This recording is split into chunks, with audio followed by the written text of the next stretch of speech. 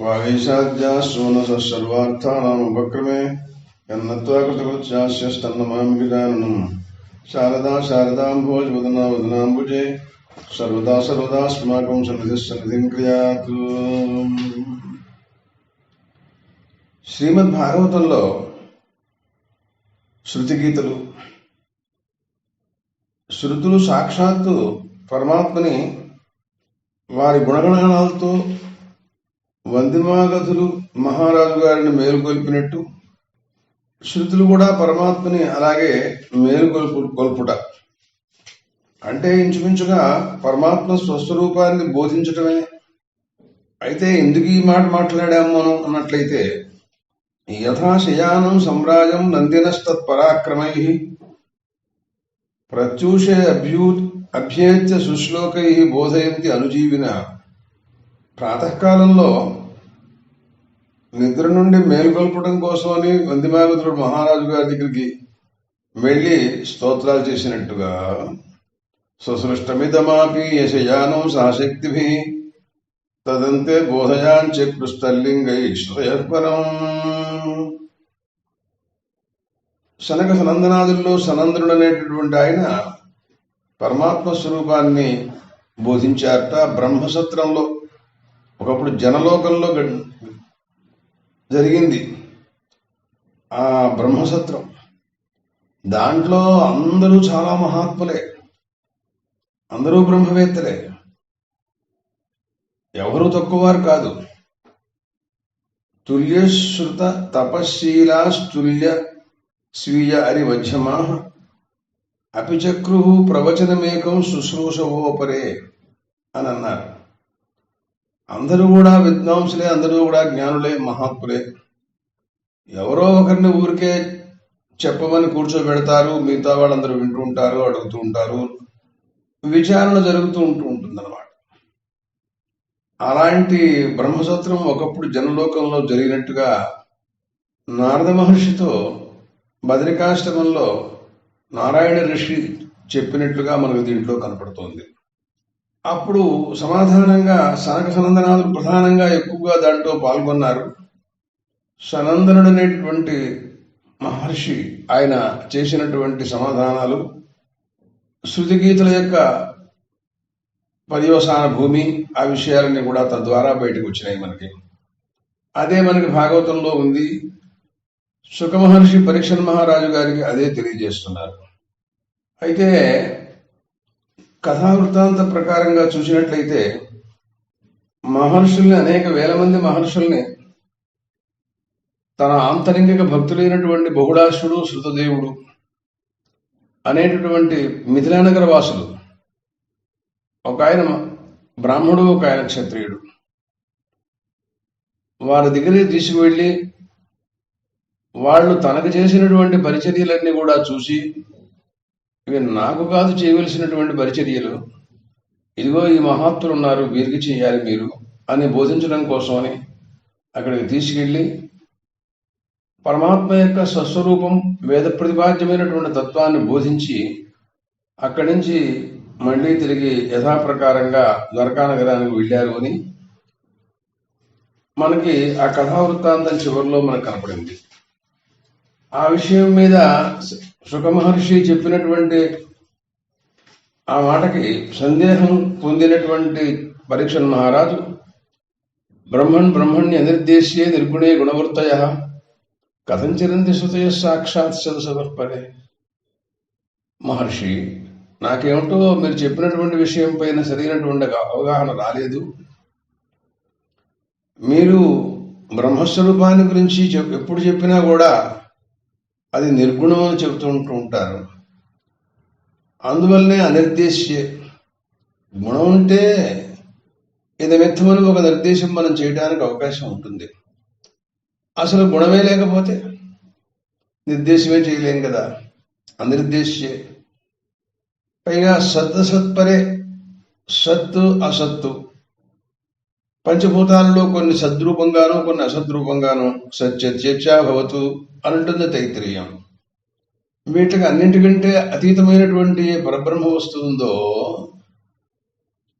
దాన్ని శృతులు బోధించినట్టు శృతి ప్రతిపాద్యమైనటువంటి పరబ్రహ్మతత్వాన్ని అక్కడ ఉన్నటువంటి వారందరికీ పరమాత్మ బోధించి శృతదేవుడికి బహుళాశ్రుడికి జ్ఞానోపదేశం చేసి ఈ మహాత్ములు సేవిస్తూ మీరు ఆ విషయాన్ని ప్రతిబింబించుకుంటూ ఉండండి, నేను ద్వారకా నగరాన్ని వెడుతున్నారు అని మీరు చెప్పారు. కానీ ఈ వేదముల యొక్క పరిస్థితి చూసినట్టయితే ఇవేమో శబ్ద సమూహంగా కనపడుతున్నాయి. శబ్దాలు జాతి గుణక్రియ సంజ్ఞా సంబంధం ద్వారా ప్రవర్తిస్తున్నాయి. మన ఆత్మస్వరూపం చూసినట్టయితే వీటికి అతీతంగా ఉంటుంది. అటువంటి శబ్దాలు వేదవాక్కులలో ఉండే శబ్దాలు వాట్ల స్థాయికి మించినటువంటి ఆత్మస్వరూపాన్ని ఎలా బోధించగలుగుతున్నాయి? శబ్దాలే ప్రవర్తించలేకపోతే పదం లేదు, వాక్యం లేదు, వాక్యార్థం లేదు, పరమ తాత్పర్యం లేదు. శృతులు అనేక రకాలుగా కనపడుతున్నాయి. కొన్ని స్వరూపాన్ని లక్షణాలు చెప్పేటటువంటి శృతులు, అలాగా కొన్నేమో ఐక్యాన్ని చెప్పేటటువంటి జీవబ్రహ్మైక్యాన్ని బోధించే శృతులు, మరికొన్ని సృష్టివాక్యాల గురించి చెప్పేటటువంటి కొన్ని శృతులు, కొన్ని నిషేధపరమైనటువంటి శృతులు, ఇలా రకరకాలుగా ఉన్నాయి శృతులన్నీ కూడాను. ఎంతో కష్టపడి ఇవన్నీ సూటిగా సాక్షాత్తుగా చెప్పలేక అనేక కష్టాలు అనుభవించి పరమాత్మ స్వరూపాన్ని ఎలాగో అలాగా మనకి జ్ఞాపకం చేస్తున్నాయని ఉపనిషత్ వాక్యార్థ విచారణ చేయగా మనకు తెలుస్తోంది. నాకేమిటో సరిగ్గా అర్థం కావటం లేదు. నాకు చెప్పవలసిందిగా కోరుతున్నాను అని అడిగాడు. దానిపైన మాట్లాడుతూ ఆయన ఏమన్నారంటే, బుద్ధీంద్రియ మనఃప్రాణాన్ జనానాం అసృజిత్ ప్రభు మాత్రార్థంచ భవార్థంచ ఆత్మనే అకల్పనాయచ అని మాట చెప్పారు శుక మహర్షి. పరీక్షణ మహారాజా, పరమాత్మ సృష్టియాదిలో ఇలాగా జీవులందరినీ కూడా సృజించాడు. ఎట్లాగా? బుద్ధీంద్రియ మనఃప్రాణాన్ జనానాం అసృజత్ ప్రభు మాత్రార్థంచ భవార్థంచ ఆత్మనే అకల్పనాయచ సృష్టి యో బ్రహ్మాణం విదధాతి పూర్వం యో వై వేదాంశ ప్రేణోజ తస్మై తగుంహదేవ ఆత్మబుద్ధి ప్రకాశం ముముక్షుర్వై శరణమహం ప్రపద్యే అనంటూ శ్వేతాశ్వతర మంత్రం మొట్టమొదట్లో పరమాత్మ నుండి హిరణ్యగర్భుడు ఆద్యజీవుడు మొదట్లో ఆవిర్భవించినట్టుగా చెప్పింది. ఆ తర్వాత క్రమంగా జీవులందరూ కూడా ఆవిర్భవించారు. జనానాం అంటే జీవానాం దానికి అర్థం అన్నమాట. వాళ్ళందరినీ ఎలాగా ఆయన సృజించాడు అంటే బుద్ధి ఇంద్రియ మనఃప్రాణాన్ దత్వ, వాళ్ళందరికీ కూడాను బుద్ధి, మనస్సు, ఇంద్రియాలు, ప్రాణాలు అన్నీ కూడా ఇచ్చాడు. అంటే ఇవి సృజించి ఏం చేశాడంటే, ఎందుకోసం నువ్వు వీటిలన్నింటినీ సృజిస్తున్నాడు అని అంటే అక్కడ ఏముంది? మాత్రార్థంచ భవార్థంచ ఆత్మనే అకల్పన ఇచ్చారంది. అక్కడ మాత్రార్థం అంటే అర్థం మాత్రాశబ్దానికి విషయములు అని అర్థం. మాత్రాశబ్దానికి విషయములు అని అర్థం భగవద్గీతలో గీతాచార్యుడు మాత్రాస్పృశాస్త కౌంతేయ శీతోష్ణ సుఖ దుఃఖదాహ అనే చోట మాత్రాశబ్దానికి అర్థం విషయాలు అనగా శబ్దరూపరసగంధాదులు. లోకంలో సర్వమానవాళికానికి అనుభవయోగ్యమైనటువంటి పదార్థ విశేషాలన్నింటినీ కూడాను చెప్పబడుతున్నాయి. ఇవి కూడా చెప్పబడుతున్నాయి అన్నమాట. వాట్ల కోసమని జీవానాం బుద్ధిని, అలాగే ఇంద్రియాలను, మనస్సు, ప్రాణాలని అన్నిటి కూడాను మాత్రార్థం ససర్జ. సరే, అట్లాగే భవార్థం అంటే జన్మ కోసమని కూడా సృజించాట. అంటే ఏం తెలుస్తోంది అంటే దీంట్లో సృష్టి ఆదిలో ఆయన ప్రారంభంలో సృష్టి చేస్తున్నాడు. మొత్తం ఈ బ్రహ్మాండంలో ఉన్నటువంటి పదార్థ విశేషాలన్నిటి కూడాను ఇతర కల్పంలో ఎలా ఉంటాయో అలాగే మళ్ళీ దింపేశాడు. ధాతా పూర్వం కల్పయతు అని చెప్పింది. ఆ పదార్థాలన్నీ భోగ్య వస్తువులు. ఎంత పంట వస్తుందో, ఎన్ని ఫలాలు ఉంటున్నాయో, ఎంత ఆహార పదార్థం పుడుతోందో ఈ భూమిలో, అవన్నీ కూడా సృష్టించాడు. ధాన్యం, గోధుమలు, మరొకటి ఇవన్నీ కూడా పదార్థాలే. అట్లాగే అనేక ఫలములు, ఇవన్నీ కూడా వీటిని అనుభవించే వాళ్ళు ఎవరు? జీవులు అనుభవించాలి. వాళ్ళ కర్మానుగుణంగా వాళ్ళు అనుభవిస్తారు. యోగం లేని వాళ్ళకి అవి అందవు కదా. ఉన్నా కూడా తినటానికి యోగం లేకపోతే కుదరదు కదా. ఇలాంటివన్నీ తర్వాత సంగతులు. సరే, ఇంతకీ వీటిని అన్నిటినీ సృజించాడు. మరి మాత్రార్థంచ భవార్థంచ, జన్మంటూ లేకపోతే, జీవులు లేకపోయినట్టయితే భోగ్య వస్తువులకి భోక్త ఉండాలి కదా. భోక్తృవర్గాన్ని సృజించడం కోసమని భవార్థం అన్నారు. భవశబ్దానికి అర్థం జన్మ. దాంతోపాటు కర్మ కూడా చెప్పబడ్డట్టే. ఎందుకంటే జీవుడు జన్మించినంత మాత్రం చేత ఉపయోగం లేదు. వాడు చేసుకున్నటువంటి పుణ్యపాప కర్మానుగుణంగానే భోగ్య వస్తువులు వాడికి లభిస్తాయి. కాబట్టి అతను ఆ శబ్దం చేత అది కూడా చెప్పబడుతోంది. అంటే ఇప్పుడు ఏం తెలుస్తోంది అంటే, భవార్థం అనటం చేత జీవులు జన్మ కర్మ ఏర్పడినట్టే. దాంట్లో బుద్ధీంద్రియ మనఃప్రాణాన్ జనానాం అసృజత్ ప్రభు అని అన్నారు. కాబట్టి ఈ వాక్యంలో బుద్ధి శబ్దాన్ని ఒకటి వాడారు ఆయన. ఇంద్రియ శబ్దం కూడా ఉంది. ఆ ఇంద్రియ శబ్దం చేతనే జ్ఞానేంద్రియాలు, కర్మేంద్రియాలు అన్ని కూడా చెప్పబడతాయి కదా. మనస్సు ఇంద్రియాల కంటే అతిరిక్తం వేరు అని మనం అనుకుంటే పోనీ అనుకోవచ్చు. అప్పుడు అటువంటి పరిస్థితుల్లో మనస్సును కూడా ఒక శబ్దాన్ని అక్కడ పెట్టారు. సరే, ప్రాణాలు ఎట్లాగో తప్పవు. అవి పంచవృత్యాత్మకంగా ప్రాణాపానం జ్ఞానోదాన సమానాదులు అన్ని బాగానే ఉన్నాయి. కానీ ఈ బుద్ధి శబ్దం ఎందుకు పెట్టారా అని నాకు అనుమానం. అసలు అదే ముఖ్యమైనటువంటి పదం. ఎందుకంటే మనస్సు ఉంది కదా, దాని వృత్తి విశేషం కదా బుద్ధి. అహంకారం, చిత్తం అన్నీ కూడా దాని వృత్తులు కదా. అయినప్పటికీ కూడా బుద్ధికి ఉండేటటువంటి ప్రత్యేకత ఇంకా ఏ వృత్తికి కూడా లేదు. అందుకోసమే యో బ్రహ్మాండం విదధాతి పూర్వం యో వేదాంశ ప్రేరణోజ తస్మై తగ్మదేవం ఆత్మబుద్ధి ప్రకాశం. ఆత్మబుద్ధి ప్రకాశం.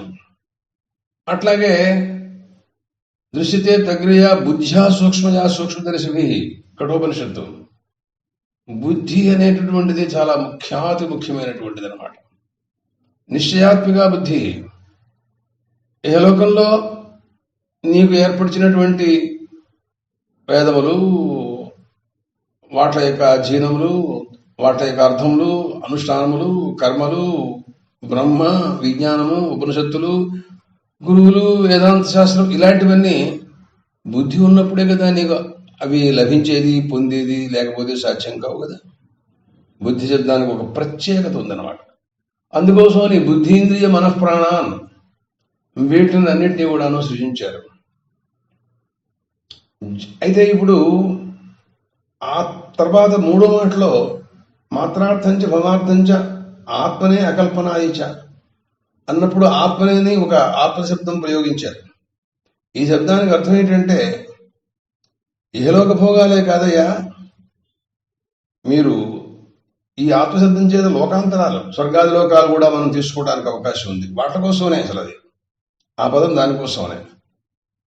అంటే నీ బుద్ధి బలం వలన నువ్వు చదువుకున్నటువంటి వేదములు, వేదార్థములు, విజ్ఞానములు, అనుష్ఠానములు, తపస్సులు, ఇలాంటి కర్మానుష్ఠానాలు వగైరా వీటి వల్ల నీకు ఉత్తమ లోకాలు, స్వర్గాది లోకాలు ప్రాప్తించడానికి సిద్ధంగా ఉంటాయో వాటిని అన్నింటినీ అనుభవించడం కోసమని అక్కడ కూడా, ఇక్కడ అనుభవించు, అక్కడ కూడా అనుభవించు. అందుకోసమని ఆత్మశబ్దం కూడా వాడారు. ఇంతవరకు చూసినట్లయితే ఇదంతా ధర్మ అర్థ కామం వరకు పర్యాప్తంగా కనపడుతోందనమాట. చివరిలో మాట్లాడుతూ అకల్పనాయచ అని ఇంకో మాట మాట్లాడారు ఆయన. అంటే వీటిని అన్నింటినీ కూడాను తిరస్కరించి, నిరాకరించి మోక్షం కోసమని బుద్ధీంద్రియ మనఃప్రాణాన్ జనానాం అసృజత్ ప్రభు మోక్షం కోసమని వీటన్నిటిని కూడాను సృష్టించాడు అని చివరిలో చెప్పారు. అంటే అర్థం ఏంటంటే నీకుండేటటువంటి బుద్ధి, ఇంద్రియములు, మనస్సులు, ప్రాణము అన్నీ కూడా మోక్షం కోసమనే ప్రయత్నం చేయాల్సి ఉంటాయి. కానీ ఇవన్నీ కూడాను కేవలం మాత్రార్థంచ భవార్థంచ ఆత్మనే అనే 3 పదముల ద్వారా ఏర్పడినటువంటి ఇహలోక పరలోక భోగాలు అనుభవించడానికి మాత్రమే ఈ బుద్ధీంద్రియ మనఃప్రాణాలని సృజించాడు అనుకోవటం పొరపాటు, తప్పది. దానివల్ల నువ్వు అకల్పనాయిచ, అది ఒక లక్ష్యం అక్కడ ఉందన్నమాట. దానికోసమని వీటన్నిటి కూడాను సృజించాడు. అయితే హఠాత్తుగా అది లభించవచ్చు, లభించకపోవచ్చు. ఈ లోపల జరగవలసినటువంటి మిగతా కొంత సాధన సామగ్రి, సంపాదన, అవన్నీ కూడా లభించడం కోసమని మాత్రార్థంచ భవార్థంచ ఆత్మనే అనే మాటలు కూడా చెప్పారు. ఇదిగో ఇది పరీక్షణ్ మహారాజు గారు బ్రహ్మణ్య నిర్దేశ్యే నిర్గుణే గుణవర్తయ కథంచరంతి సుతయ సాక్షాత్ సదసతఃపరే అనే ప్రశ్నకి, వారు చేసినటువంటి ప్రశ్నకి సమాధానంగా బుద్ధీంద్రియ మనఃప్రాణాన్ జనానాం సృజత్ ప్రభు మాత్రార్థంచ భవార్థంచ ఆత్మనే కల్పనాయిచ అని సమాధానం చెప్పారు. కాబట్టి సారాంశం మనం బాగా గుర్తెరగాలి. మొత్తం సమస్త వేద సారాంశం అంతా ఈ శ్లోకంలో పెట్టేశారు ఆయన. దీనికి వ్యాఖ్యానమే నువ్వు ఎంతసేపు మాట్లాడినా, ఎన్ని వేదాలు చెప్పినా కూడా దీనికి వ్యాఖ్యానమే, దాని యొక్క సారాంశం అనమాట. దీని వ్యాఖ్యానమే వేదాలు నేను అంటలేదు, వేదముల యొక్క రహస్యం దాంట్లో పెట్టారని దానికి అర్థం అన్నమాట.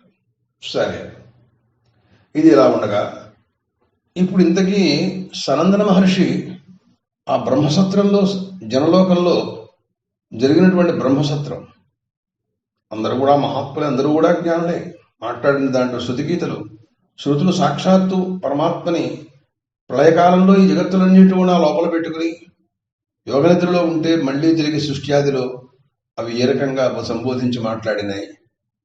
నిజంగా అవి మాట్లాడటం సాధ్యమేనా? ఎలా మాట్లాడినాయి, ఎలా మేలుకొల్పినాయి? నాకు ఆ విషయం ఆ రోజున సనందన మహర్షి ఏ రకంగా బ్రహ్మసత్రంలో సమాధానం చెప్పారో వాటన్నిటి కూడాను నాకు తెలియజేయవలసింది అనే భావాన్ని నారద మహర్షి నారాయణ ఋషిని అడిగారు. నారద మహర్షి ఆ బ్రహ్మసత్రంలో లేరుట. ఆ సమయానికి ఆయన శ్వేతద్వీపంలో అనిరుద్ధ రూపంతో ఉన్నటువంటి పరమాత్మని, ఆయన్నే శ్రీ మహావిష్ణువుని చూడటానికి వెళ్ళినట్టు, నువ్వు అక్కడ లేవయ్యా, ఉన్నట్టయితే మళ్ళీ ఈ ఉపన్యాసం నాది అనవసరం అయ్యేది అని నారద మహర్షికి తర్వాత వారు మాట్లాడినట్టుగా దీంట్లో కనపడుతోంది. ఏమని చెబుతున్నాయి శృతులు? 5 రకాల శృతులు మనకు కనపడుతున్నాయి. సాక్షాత్తుగా పరమాత్మని బోధించగలవా? పరీక్షణ్ మహారాజు గారు సందేహమే లేదంటారు. సరే, చూద్దాం ఏం జరుగుతుందో అంటారు. జయ జయ జిహ్యజాం అజితా దోష గృభీత గుణాం త్వమసి యదాత్మనా సమవరుద్ధ సమస్త భగ. అజిత నువ్వు సంబోధించింది శృతి. పరమాత్మ, నువ్వు అజితుడు అయ్యా, నువ్వు మాయాజితుడివి కాదు. మాయ నిన్ను జయించలేదు, మాయనే నువ్వు స్వాధీనపరుచుకుని ఉంటావు ఎప్పుడు కూడా. భగవద్గీతలో అన్నారు, దైవీ హ్యేషా గుణమయీ మమ మాయా దురచ్చయ మామేవ ఏ ప్రపంచంతే మాయామేతాంతరంతితే అన్నాడు. నన్ను పొందినట్టయితే మాయని వాళ్ళు దాటగలుగుతారు అన్నాడు. ఆయన మాయని స్వాధీనం చేసుకున్నవాడు కాకపోతే ఈ మాట మాట్లాడతాడా? నేను స్వాధీనపరుచుకున్నాను, మీరు కూడా మాయని స్వాధీనపరచుకోదలుచుకుంటే నన్ను ఉపాసన చేయండి, నా ద్వారా మీకు అది లభిస్తుంది అని చెప్పారు. అది గుణమయి, త్రిగుణాత్మిక, కానీ అంత తేలికైన విషయం మాత్రం కాదు. దురచ్చయ, జాగ్రత్తగా వినండి అన్నాడు. ఇక్కడ అంటున్నారు అజిత పరమాత్మ. శృతులు సాక్షాత్ సంబోధించి మాట్లాడుతున్నాయి. నువ్వు మాయను కూడా జయించిన వాడివి. తర్వాత అజాం జయ అన్నారు. మాయను జయించవలసిందిగా కోరుతున్నాను అని దీంట్లో కనపడుతోంది. మాయను జయిస్తేనేగా ఆయన అజిత అని అంటాం కుదిరింది. మళ్ళీ ఇప్పుడు జయ జయ యజాం అంటూ మళ్ళీ మాయను జయించమని మళ్ళీ చెప్పడం ఏంటి అసలు? అంటే జీవులకు ఉండేటటువంటి మాయని నువ్వు జయించి వాళ్ళని ఉద్ధరించు అని శృతి పరమాత్మని బోధిస్తుంది అనమాట. అంటే అదేమిటి, వాళ్ళ మాయని నేను జయించటం ఏమిటి? వాళ్ళే జయించుకోవాలి కానీ ఒకళ్ళకి మాయ ఉంటే ఇంకోటి జయిస్తారా? ఒకడికి ఆకలి అయితే ఇంకోటి అన్నం తింటాడా? నాకేం పట్టింది, వాళ్ళ సంగతి వాళ్ళే చూసుకుంటారు. నాతో చెబుతావేమిటి, నేను ఖాళీగా కూర్చున్నా అనుకున్నావా అని ఆయన తిరగబెడతాడు ఆయన. కానీ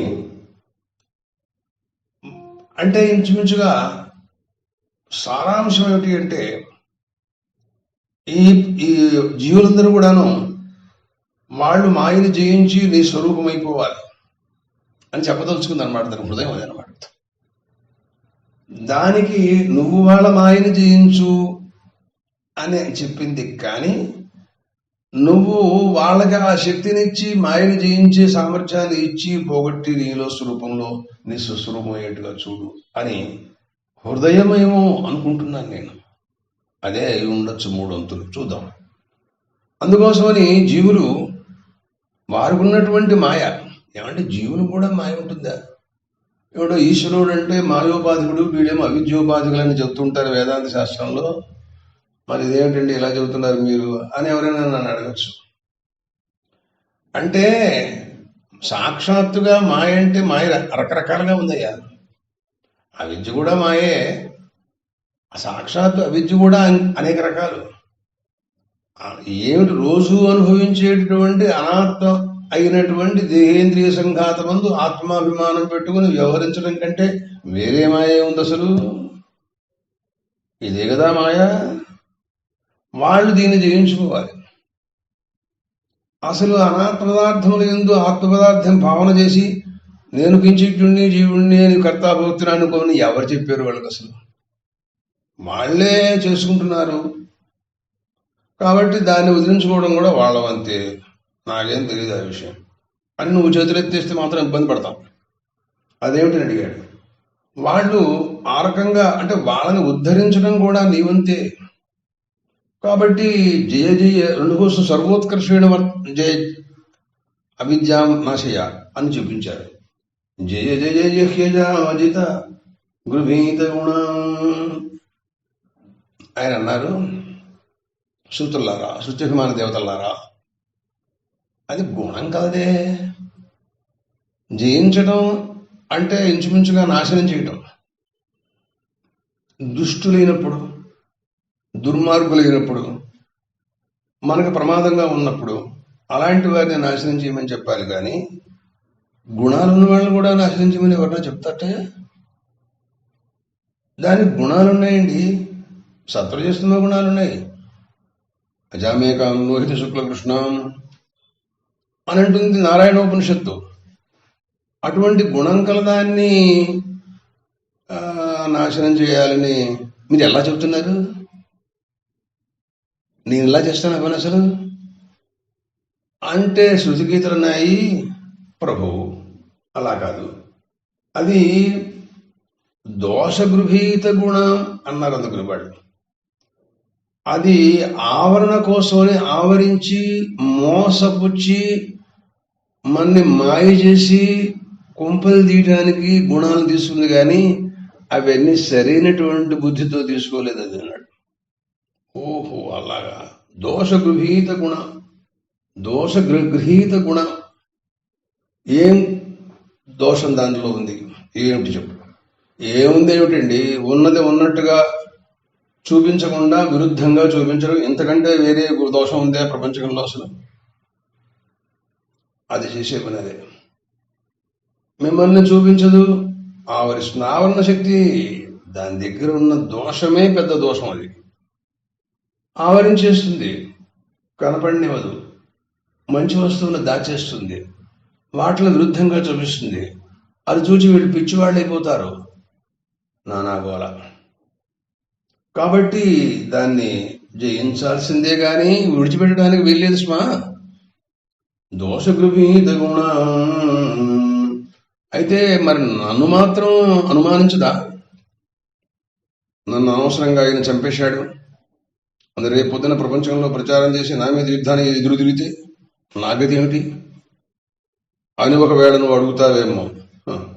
నువ్వు అజితుడివి కదా, నువ్వు దాన్ని జయించిన వాడివి కాబట్టి నీకేం లెక్కలేదు. త్వమసి యదాత్మన సమవరుద్ధ సమస్త భగ. ఆత్మన స్వస్వరూపం చేత సమవరుద్ధ సమస్త భగ, సమస్త ఐశ్వర్యములను పొందినటువంటి వాడివి. నీ చేతిలో కీలు బొమ్మలాగా ఉంటుంది అమ్మాయి. అది నిన్నేం చేయలేదు. నీవు దానికి అతీతమైనటువంటి ఆత్మస్వరూపం నీది. నీ స్వరూపమే దానికి అతీతం, దానికి తాకలేదు వచ్చి నీ దగ్గరికి వచ్చేది. అందువలన స్వస్వరూపేణైవ సమస్త సమవృద్ధగా సంప్రాప్త పరమైశ్వర్యో వశీకృతమాయత్వాత్. మాయని స్వాధీనపరుచుకున్నవాడివి. ఆయన జితమాయుడు, మనం మాయాజితులం. తేడా ఉంది కదా. అందుకోసమని త్వమసి యదాత్మన సమవరుద్ధ సమస్త భగ. కాబట్టి నీకు స్వాతంత్ర్యం ఉంది, నువ్వు చేయగలవు. విడిచిపెడితే అది చాలా పెద్ద ప్రమాదకారి.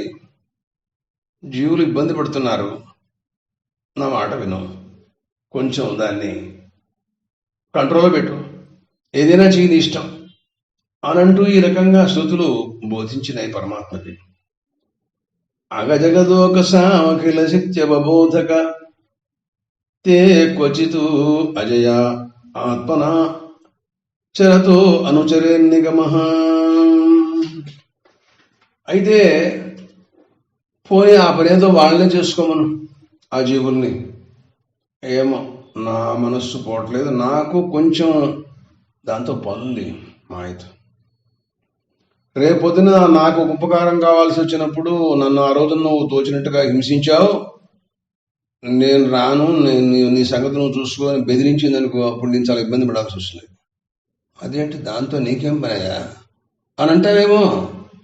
కాదు కాదు కాదు, క్వచిదజయాత్మన అనుచరతో అనుచరే నిగమ. ఒకనప్పుడు సృష్టి చేయవలసి వస్తే నీకు దాంతో అవసరం ఉంటూ ఉంటుంది. దాని సంబంధాలు ప్రకృతిం స్వామధిష్టాయ సంభవామ్యాత్మమాయ. అందుకోసం నేను దాన్ని సర్వాత్మన చంపేయడం అనేటటువంటిది నేను చేయను. ఎవరికి కావాలనుకుంటారో వాళ్ళే చేసుకోమను. ఎవరు కావాలనుకుంటున్నారు?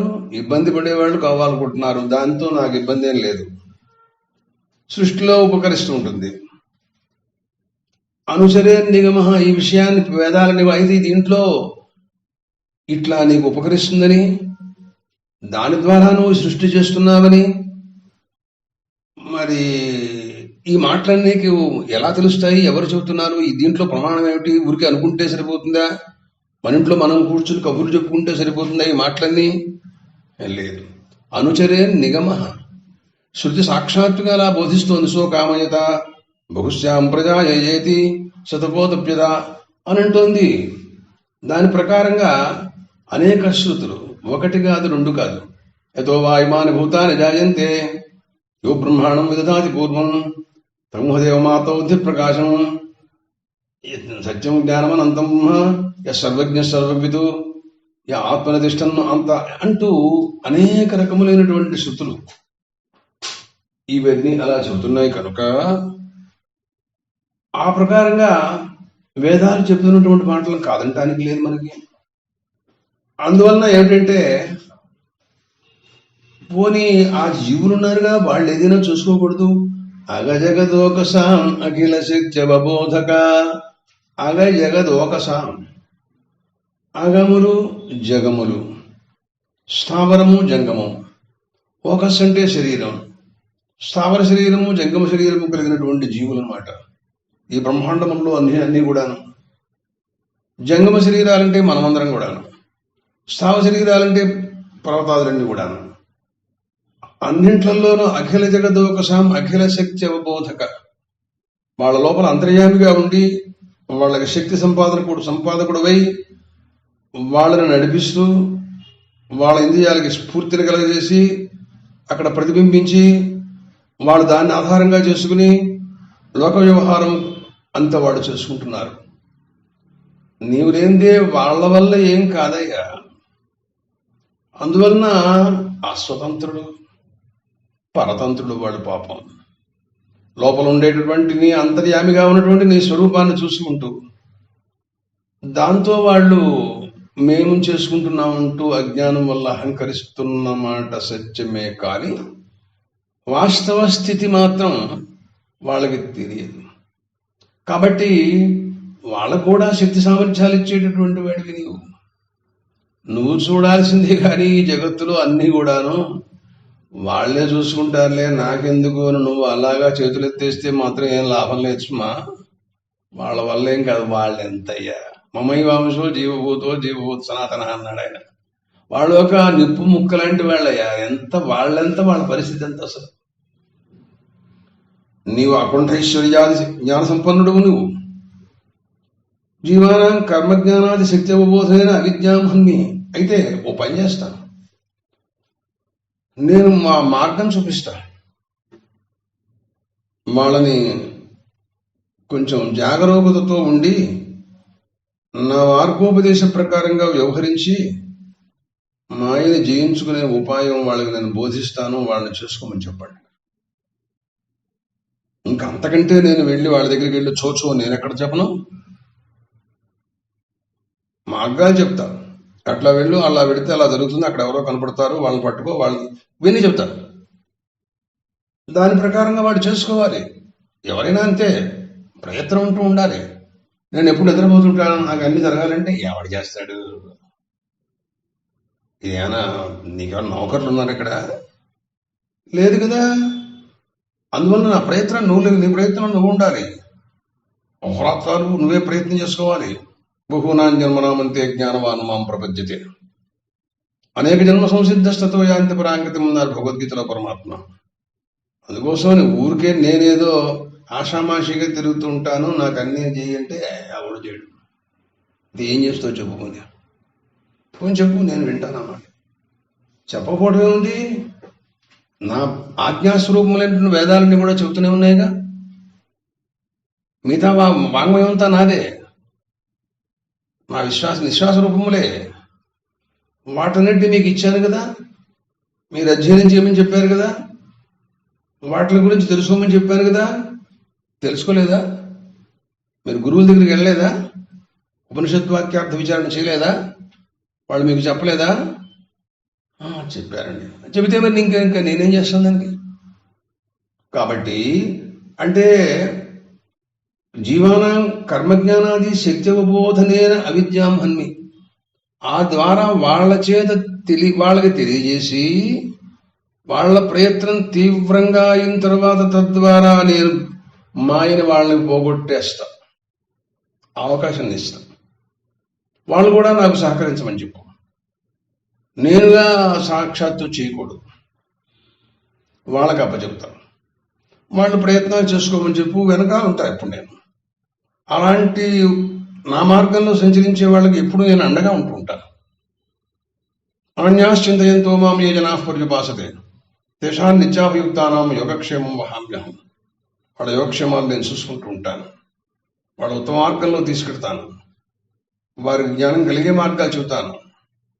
వారిని ఆత్మవారే ద్రష్టవ్య శ్రోతవ్యో మంతవ్యో నిధ్యాసితవ్య, ఇవన్నీ కూడా నేను బోధిస్తున్నాను. కనుక మీరు వాళ్ళు ఆ రకంగా ప్రయత్నాలు చేసుకుని నన్నే ధ్యానిస్తుంటారు నిరంతరం వాళ్ళు.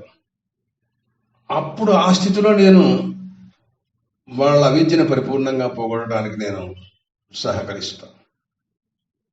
అంతేగాని వాళ్ళ ప్రయత్నాలు ఏమీ లేకుండా మాత్రం వాళ్ళ విద్యను పోగొట్టడం అనేది నేను చేయనమని అని శృతులు చెప్పినటువంటి వాటికి సమాధానాలుగా జయ జయ జహ్యజామజిత దోష గృహీత గుణా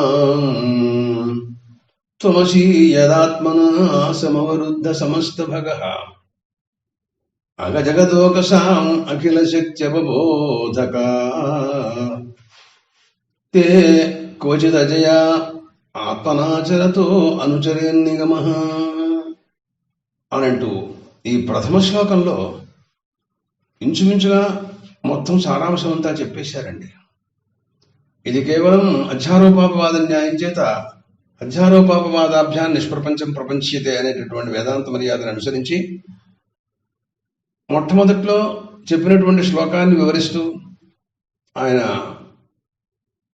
బుద్ధీంద్రియ మనఃప్రాణాన్ జనానాం అసృజత్ ప్రభు మాత్రార్థంచ భవార్థంచ ఆత్మనే కల్పనాయిచ అని మొత్తం సృష్టి విధానాన్నంతటినీ కూడా బోధించారు. ఆ సృష్టిలో మాయా సంబంధం లేనిదే ఏదీ లేదు. దాన్ని మనం ఎంత జాగ్రత్తగా ఉంచుకోవాలో చూసుకోవాల్సినటువంటి అవసరం మన మీదే ఉంది. అది ఏం చేస్తుందో, ఎలాంటిదో, దాని గుణాలు, దాని యొక్క స్వరూపాలు అన్ని కూడా మనం తెలుసుకోవాలి. ఆయన దాన్ని ఆధారంగా చేసుకుని జగత్తునంతటినీ కూడాను సృష్టిస్తుంటున్నాడు అనే విషయం శోకామిత ఇత్యాది శ్రుతులని మనకు బోధించినాయి. ఆ తర్వాత మనల్ని సృజించి మన కర్మానుగుణంగా జన్మాంతరంలో చేసుకున్నటువంటి పుణ్యకర్మలు, పాపకర్మలు, వాట్ల ప్రకారంగా ఈ సృష్టిలో మనకి దేహేంద్రియ సంఘాతాన్ని అంతటినీ కూడాను బుద్ధీంద్రియ మనఃప్రాణాన్ జనానాం అసృజత్ ప్రభువు మాత్రార్థంచ భవార్థంచ ఆత్మనే కల్పనాయిచ ఇచ్చాడు. వీటిలో సారాంశం ఏంటంటే అకల్పనాయిచ సారాంశం. ఇవన్నీ కూడాను సాధనాలు. దానికి లక్ష్య సిద్ధి అక్కడ. దానికోసమని సృష్టించాడు. కానీ మిమ్మల్ని అందరినీ ఇక్కడే ఏవో రోజు కమ్మగా భోజనం చేసి పడుకోమని సృష్టించలా. నన్ను తెలుసుకోండి, సృష్టి ఎవరిది? ఆయన చేస్తే సృష్టి వచ్చిందా లేకుండా వచ్చిందా?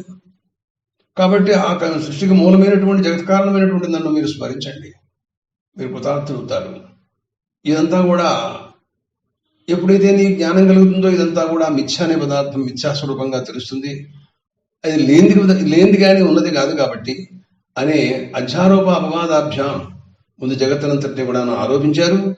తర్వాత దీనంతని అపవాద చేసి నిష్ప్రపంచం ప్రపంచతే చివరికి నా స్వరూపాన్ని మీరు పొందుతారు అనే విషయాన్ని ఈ శ్లోకంలో, ప్రథమ శ్లోకంలోనే సర్వశ్రుతి సారాంశభూతాన్ని దీంట్లో పెట్టి పరీక్షణ్ మహారాజు గారికి సందేహం లేకుండా సుఖయోగేంద్రుడు ఈ రకమైనటువంటి భాషణంతా కూడా చేశారు.